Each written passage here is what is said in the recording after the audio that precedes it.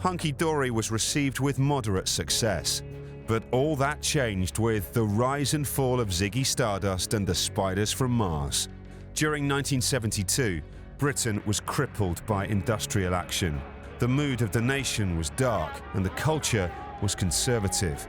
This is when Bowie unleashed Ziggy, the leading figure in the glam rock movement, which turned pop in a new direction. It's very funny. Again, it works a lot more because of its mistakes than its intentions, but it's great. It's terrific. The one thing that comes over to me more than anything else is how influenced I was by Japan back then.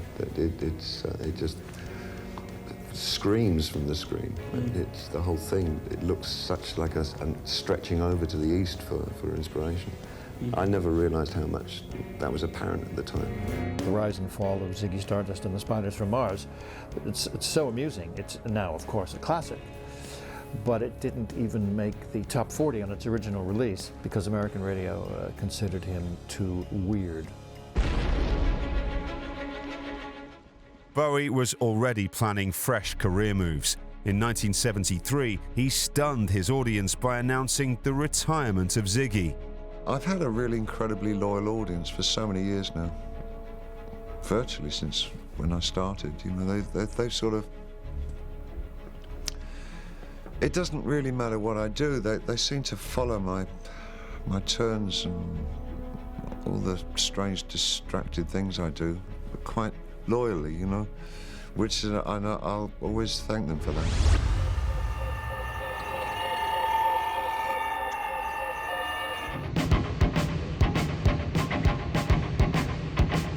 By the mid-1970s, David Bowie had metamorphosed again and was still breaking new musical ground. Station to Station provided a dose of synthetic funk and introduced Bowie's most toxic alter ego, the Thin White Duke. Do you have any idea at this stage, apart from just getting out on the stage, how you shall astound is? Or does it actually come to you in the middle of the night before? I shall probably be a lot fatter than I've been. That'll be my... No, I haven't any thoughts about that at all. The impact of the show has to be the astounding thing, not the dressing of it, you know. Dressing of a show is just a dressing. It's a sort of a perfunctory kind of thing. But the content has to astound. I mean, you can dress a show with $1 trillion or £1 trillion worth of goodies, but if the show is not substantial, there will be no impact. He was more into the craft of being an artist on stage than any rock star I've ever worked with. David did all the lighting on stage as the show rolled.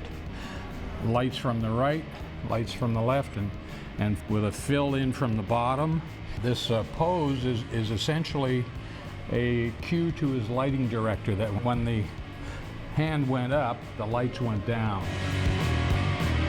I didn't really embrace him fully until Station to Station, which, you know, I loved, and then Low really knocked me out. So it was great working with him after that because I could ask him loads of questions. I mean, he was a superstar, then went kind of more left. And when he went to Berlin, you know, things like Low, people saw it as really experimental. They were pop songs, but they were presented in a kind of left field way. And that album wasn't really accepted, but it was probably my favourite. For someone who claims not to be all that good a musician, why are you coming back to perform on stage? Or are you a better musician, in fact, than you admit? I can't link those two parts. If I'm not that good a musician, why am I coming back? Yes. Yes. Well, coming back has got nothing to do with being a musician. But do you think you're a better musician after 2 years But away I from... don't play anything on stage. I'm a good performer, and I'm a good singer. That has nothing to do with being a musician, does it? The cocaine-fueled paranoia that seeped through Station to Station reflected Bowie's increasingly troubled state of mind, exacerbated by legal and financial battles with former managers. He'd been through quite a lot of managers, or damagers, we used to call them, and he always said, one day I know I'll find the right manager. The right man was Tony DeFries, who had this company called Main Man.